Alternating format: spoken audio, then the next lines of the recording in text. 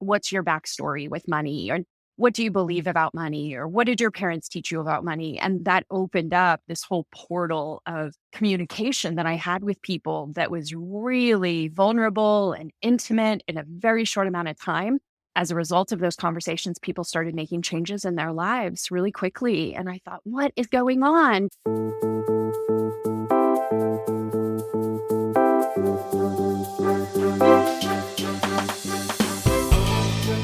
Welcome to Talking Billions. We talk about big ideas, big inspirations, big topics. We take on the hardest subject of all, money, how to make it, save it, keep it. But our conversations lead us to an even bigger question, what it means to live a rich life beyond money. My guests share their practices, principles, and evergreen wisdom. I'm your host, Bogumil Baranowski, author, TEDx speaker, investor, and a founding partner of Seekart Associates, a boutique investment firm founded in New York City. Join me on this quest to unearth the wisdom of the ages.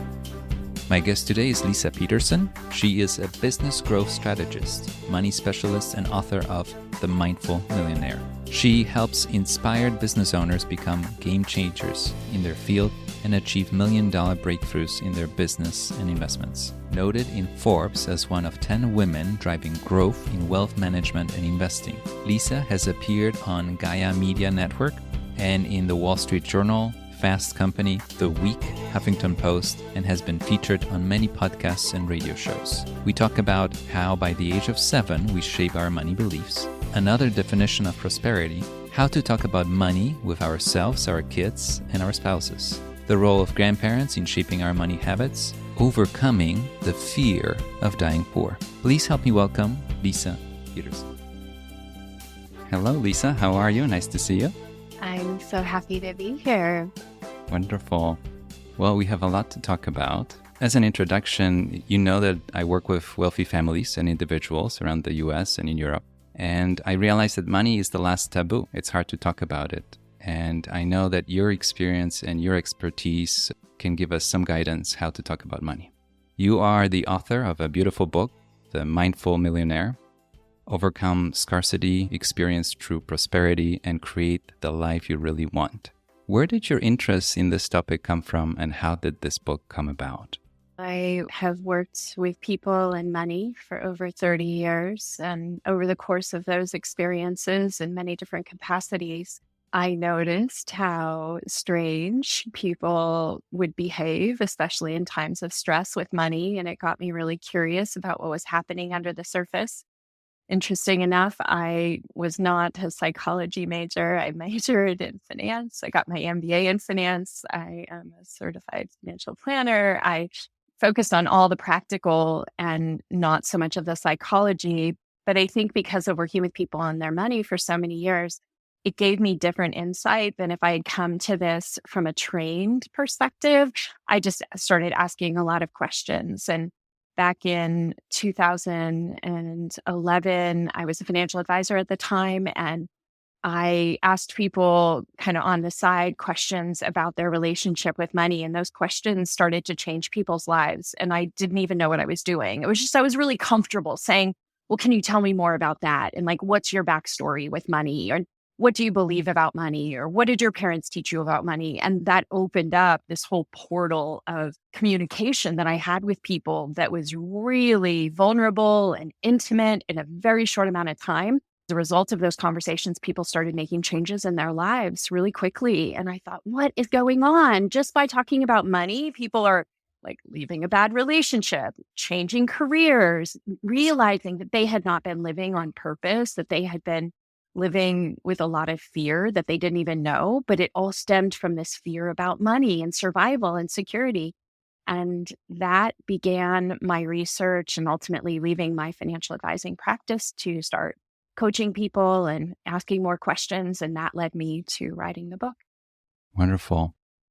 In my professional life as an investment advisor to families and individuals, I often hear about what you mentioned, which is childhood and upbringing, how that shapes our relationship with money. And in your book, there's a quote that says that our beliefs about money are shaped by the age of 7. That's very early. Has your practice and experience confirmed that? Most definitely, I see patterns come up on a regular basis that events occur in our lives when we are really young that cause us to think a certain way or behave a certain way with money. Sometimes our behavior is in direct relationship to what we learned. So let's say we have, and these are all just examples from clients. One of my clients had a parent who was so concerned about saving money that she would basically skimp and buy powdered milk rather than fresh milk or canned food rather than fresh food. And so there was this scarcity and just horrible feeling for my client growing up to the point that we realized that she was doing everything in her power later in life to avoid being like her mother, including saving money. So there was this fear, I don't want to turn out like my mom. Therefore, I'll be the opposite. My mom saved money. I don't want to save money. I'm going to spend it. And just by that realization that this was happening, but had started so early in life, 4, 5 years of age, that had decided her patterns of like money comes in and she would get it to go out really quickly. And what's interesting about that is just by learning this person had been making a lot of money, but never saving it, went from not having much in the bank to becoming a multimillionaire in a very short amount of time, just by realizing she had been doing these behaviors. They were totally unconscious. And by switching them, she began to do the opposite, which was feel comfortable saving and notice how easy it was and fun it was to save. I'm just changing the story behind it. What has been your own money story and how has that influenced your life, if you don't mind sharing, including your career and writing the book itself? When I was growing up, my family had not received much in the way of financial education. They both had barely high school educations. My mom was actually the primary breadwinner. She cut hair and was mostly in a cash business, right? My mom could pay the basic bills, but she also, when debt came out in the early 70s, she really bought into it and would like get herself into debt without an ability to pay it back, or at least without a lot of stress. So the conversation and the narrative growing up was, we don't have enough. We're always in trouble. Don't answer the phone because it's going to be a debt collector. And it was just fear-based. Everywhere you look, we had a car repossessed. We lost our house after my parents invested in a business and didn't know how to run that business. And we had to sell the home that we loved and move into a rental that wasn't very nice. And I just remember scarcity everywhere. And so when I was about 8 or 9, I learned about money and I realized that most of the problems at home were about money. And if I had a lot of money, then I would be free from that. And so I became completely obsessed with, where am I going to get the money? I started working. I started my own business. It was just complete obsession until one day I realized that there was actually a problem, but we can talk about that. So that was the undercurrent of how I came to money. It was right around the time that my husband and I were becoming millionaires that I faced a tragedy, and that tragedy in my family woke me up to the fact that I was making money like God. It was going to solve all the problems, and I was sacrificing like everything else. That ended up providing the foundation of, okay, now what are you going to do about it? How are you going to find a healthier way to live? And ultimately, I found out that I wasn't the only one who had done some of these things. You write about adverse childhood experiences and the patterns of fear that you mentioned and scarcity for people growing up with too little. But you and I spoke about people growing up with affluent circumstances. Can you talk a little bit more about that side of experiences that people have in your practice? Yeah. Well, the experiences of trauma, of not having enough, I think are very different than a situation where you have all of the money that you need, you know that things are taken care of. But what I have noticed in the folks, sometimes, not every case, but what can end up happening is when there is an abundance of resources. And this happened for one of my clients who was exposed to my model, and it just by understanding this model, I Prosper, that I talk about in the book, she realized that when she was growing up, she was only child, very wealthy parents. Whenever she needed something, it was given to her. It always appeared. She ended up getting in a car wreck, and the very next day, there was a brand new car in the driveway. There was never any struggle. But later in life, and coming into contact with my work, she realized that while money had always been plentiful, she had crossed the wires, if you will, to think that money equated to love. That when I receive money, it's actually evidence of people loving me. And where that got into trouble for her, probably more than just this way, but one situation was now she started a business. She's trying to ask people to pay her money for the work that she was doing. And she kept finding herself giving everything away, and she couldn't ask for people to pay. And when she saw my model, she realized that every time she was asking people to pay her money, it felt like she was asking them to love her. In order to get free of that pattern, she had to question that assumption, deal with the fears, right? Of like, oh my gosh, what's happening here? And could I disconnect this belief I have about money with love? Is that even possible? And for most of us, in order to change something, we're going to have to look at it head on. We can't just ignore it and hope it goes away. But that's the kind of work that I get into with folks. As part of my interview series, I talk to wealth creators and wealth inheritors.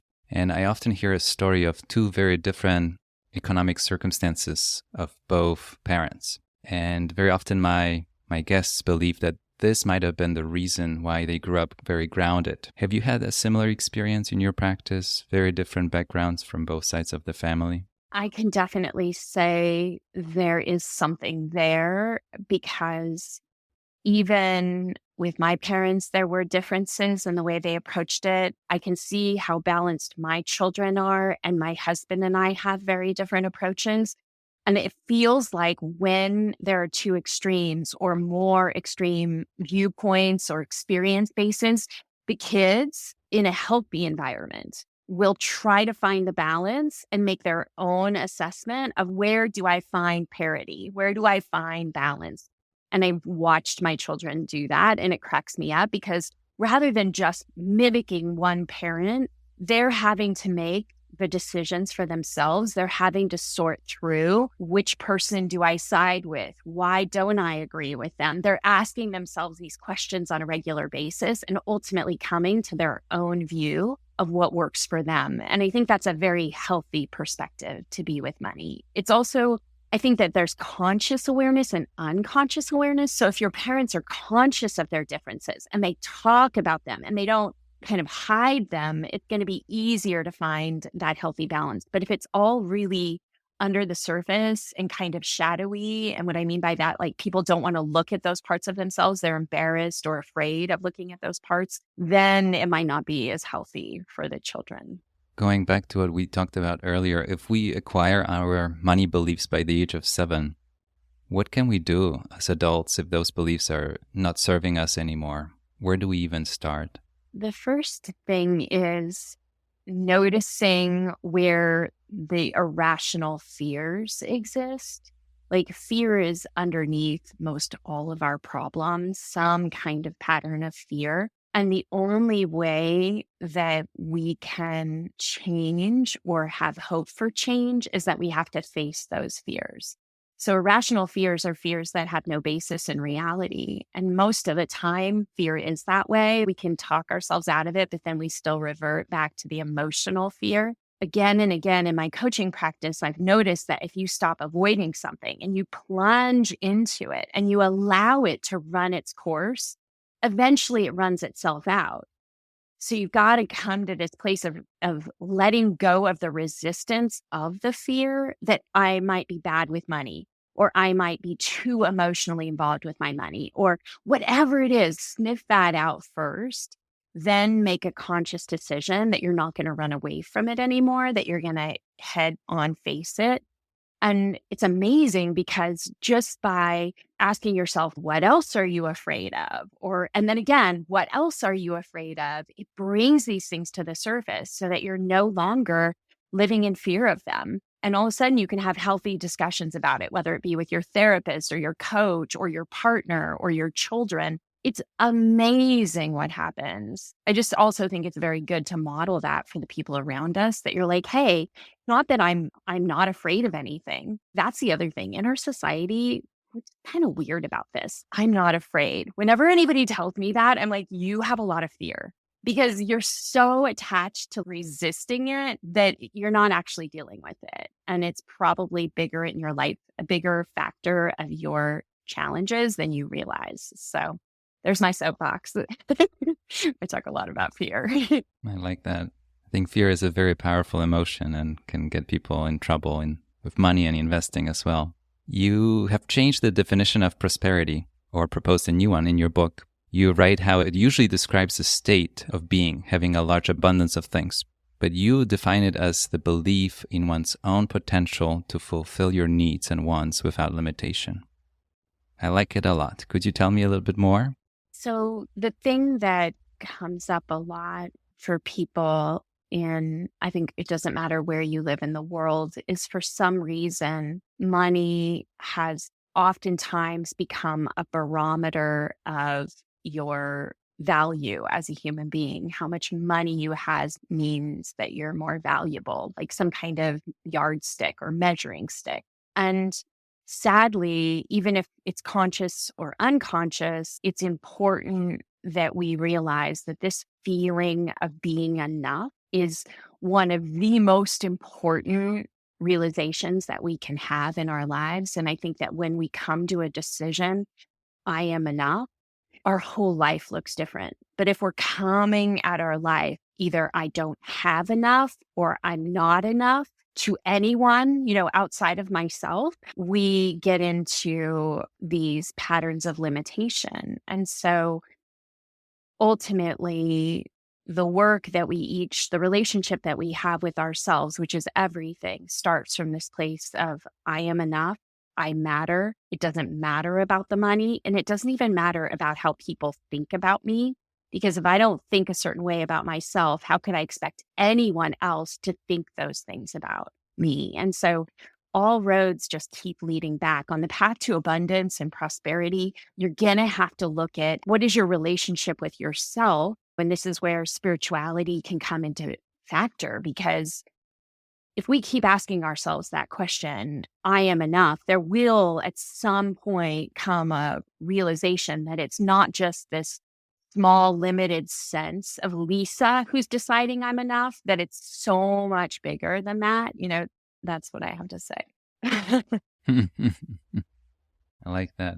I have a dear friend that I mentioned to you briefly when we spoke, who is an advisor to wealthy families and who shared with me a story of parents not buying a toy and saying we choose not to have it, not to buy it, instead of we can't afford it. And that story really stuck with me. And when I was listening to your interviews and reading your book, it came back. And that's why I wanted to ask you about it. What are the most glaring mistakes we might be making talking about money to our kids, spouses, or even ourselves? We can't afford it. It's such a powerful statement, and I heard it more than once, people saying it to people. And when you rephrase it, it can have a totally different meaning. I choose not to buy it means something completely different. It really does.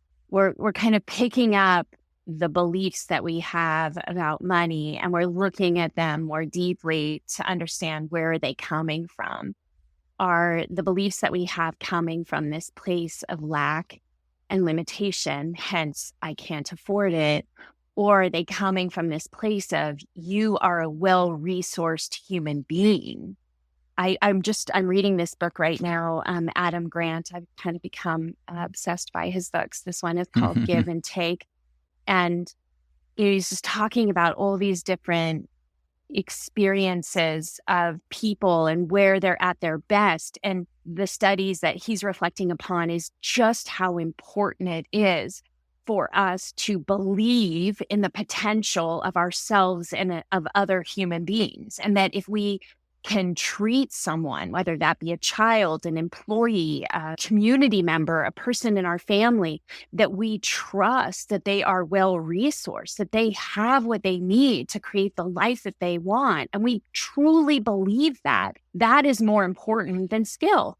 just the motivation that comes by believing in ourselves and believing in others can change everything. And again, the research shows that this is the case, but we constantly defer to it's like it being, how much do you know? What's your skill base? How much education did you get? It's not that. At the end of the day, it's what do we believe? Are we well resourced as human beings?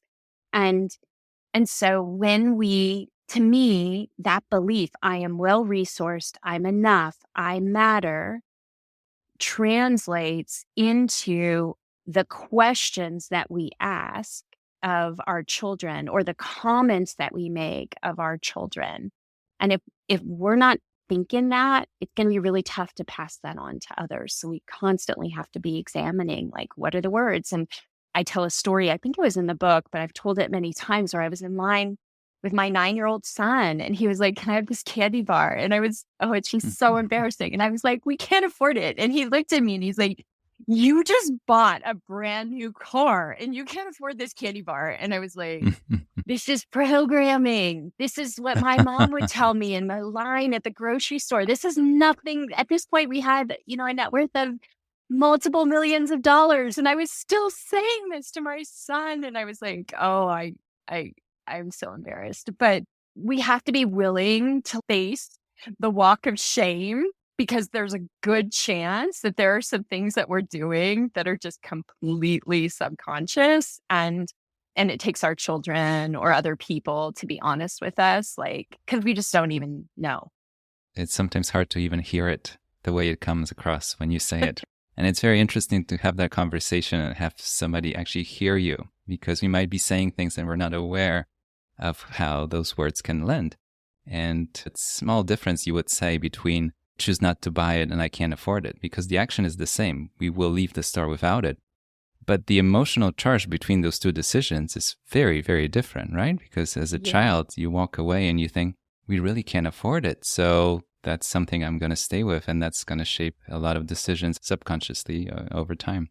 I don't know. I thought of it as a very powerful way. And one example, I'm sure there are thousands of examples of the way we say things, and we could just change the vocabulary a little bit, have less constraining charge than saying, I can't afford it. In my professional experience, more than once I had someone affluent, more than comfortable financially, tell me that they live in fear of ending up poor at some point in their life. What can we do to let that fear go away? And we've been talking about fear quite a bit. Something that comes to mind as I think about this is humor can be one of the most powerful antidotes to worry, uncertainty, anxiety even. And when we get really honest with ourselves about how these things are playing out in our lives, I have found great comfort in being able to find the humor in the patterns that I am repeating and being able to make fun of yourself, right? For example, we'll just use a different kind of situation, a fear of public speaking. A lot of people have that, right? They say that that's one of the things that people fear the most is getting in front of public speaking.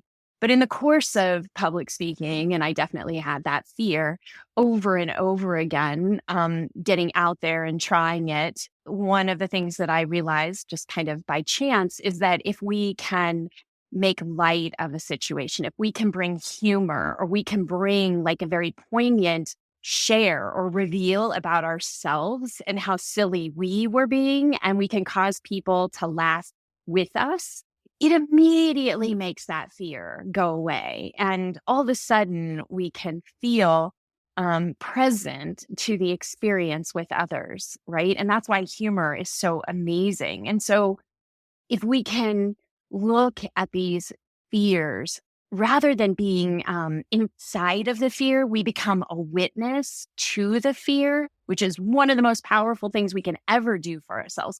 Step out of it, mind the edges. Just like if we're watching a movie and we're really scared by the movie, we can look to the edge of the screen and remind ourselves that this movie, this fearful situation in the movie is not really happening in the way that we think. We're minding the edges. We're becoming a witness to our lives.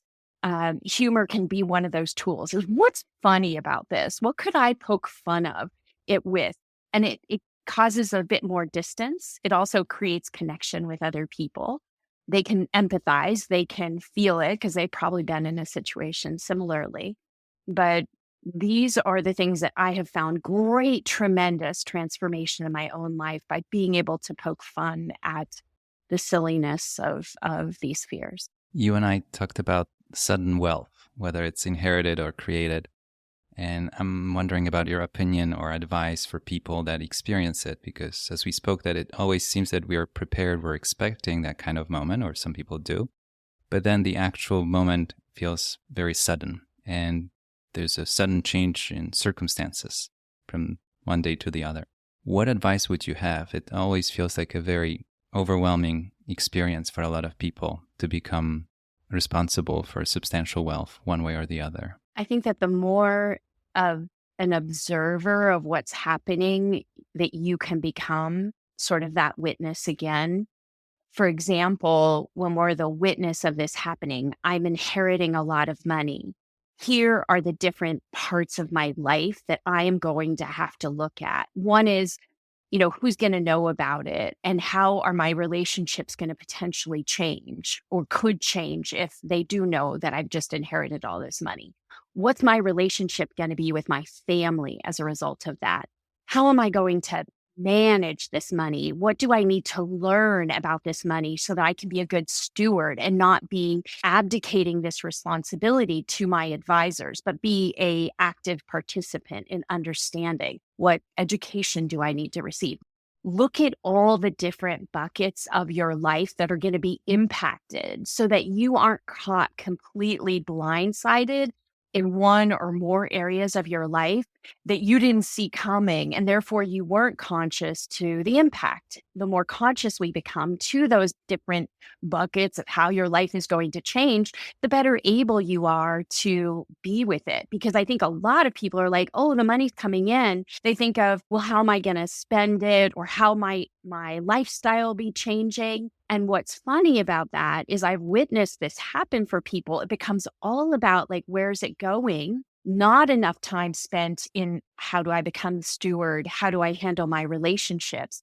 Those go wonky. And now they've got a bunch of stuff, and maybe they're doing things that they never thought. But that is like actually, to me, the simplest part of the money. Like, what am I going to spend it on? How am I going to change my lifestyle? That's simple. I think these other things are far more important, and I don't think people pay enough attention to them. Let me ask you about grandmothers or grandparents in general. More than once in my conversations, my guests, they share their childhood stories, and there's a grandparent, usually a grandmother or great-grandmother even, that taught them more about money than anybody else in their life. And it's also my story, to be honest. So my grandmother taught me a lot of things, and unknowingly to me. And that goes back to your first 7 years when you acquire all that knowledge, you're not even aware. But going back, I always wonder, when did it start? Where did it come from? And it always goes back to my grandmother. I'm curious about your life or your experience or the practice that you have. Are there a lot of grandmothers that shaped a lot of grandkids that you know about? That's so funny. Same thing, grandma. My grandmother was the one. So that's hilarious. She was very responsible, born in 1912, and really didn't understand money in a level that most people don't. So I know she definitely transferred it in indirect ways to me. One of the things I do with people who come to me who want to uncover these fears and release the fears and the patterns that they're living under, I take them through a series of questions about, what did your family believe about money? Mother, father, other relatives. And oftentimes I would say that grandparents show up, whether it's direct or indirect, and it can be positively or also negatively. So I'll see a lot of pain and suffering in the person that's coming to me when there has been a lot of disruption, maybe alcoholism, not in immediate parents, but in one remove. And how that translated into the life that the person is living now, but they didn't even realize that any of this was connected. So, or abuse that happened at the grandparent level that translated into the parent, and now the child of that is, or the grandchild is actually experiencing it more than even the parents did, which is very strange. And again, I don't use psychology. I'm not a therapist, but what I'm looking for are patterns of behavior that cause money and relationships to not be thriving as a result of the relationship with money. Well, it sounds like there are more grandmothers out there that have done more good, I hope. Yes. So if prosperity is not a quantifiable goal, as we spoke, how do you think of success, your own success? How do you define it? I love that question, and it always makes people think. I always think about it a lot because the definition for myself has changed a lot throughout my life. I'm curious where you are on your journey. Yeah, it's definitely changed, and it continues to change. The older I get, the more freedom I have, without question. To me, at this moment in my life, we talked about I've got an older daughter who's on her own, just bought her first home, and a son who's about to graduate from high school and going off to college. And so for me right now, freedom is a big, big theme that I haven't played with maybe at the same level that I am. And so the ability to wake up in the morning and choose exactly how I'm going to spend that time, whether that be giving to others or giving to my family or giving to myself. And what's that balance between, all the different players in my life? That's what to me, that's the ultimate sense of abundance and prosperity, is choice in how I'm going to spend the time. And then extending beyond that is what will bring me the greatest joy, because I know that if I'm living in joy, then I am able to bring that joy into everyone's lives that I touch.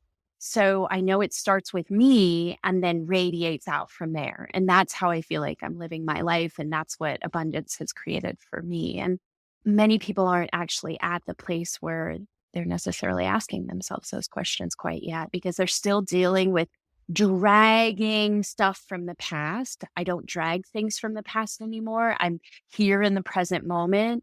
And because I'm here in the present moment, I'm not living in the past, nor am I projecting into the future what I think it needs to be. I'm really good with being right here, right now. It's a beautiful practice. I'm curious about book recommendations. Apart from your wonderful book, The Mindful Millionaire, are there any other books that you would recommend on the topic, or any topic that you think our audience would enjoy? Well, I'm reading The Give and Take by Adam Grant right now. It's a wonderful finding book a lot of joy, in that.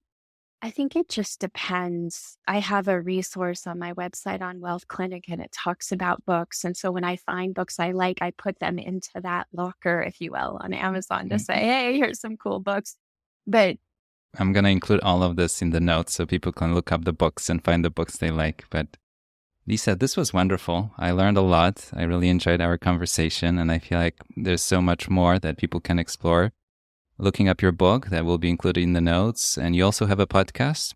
I do. Yeah, The Mindful Millionaire. And it's oriented to money and to business development and marketing. I kind of just trust what's coming up. And I also have another podcast called The Art of Abundance, which was more of this spiritual conversation.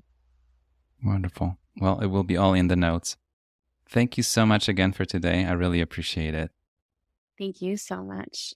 You were listening to Talking Billions. We talk about big ideas, big inspirations, big topics. We take on the hardest subject of all, money. But our conversations lead us to an even bigger question: what it means to live a rich life beyond money. If you enjoyed the show, please take a moment and follow, subscribe, rate, and share with friends and family. We rely on word of mouth to promote the show. One click for you means the world to us.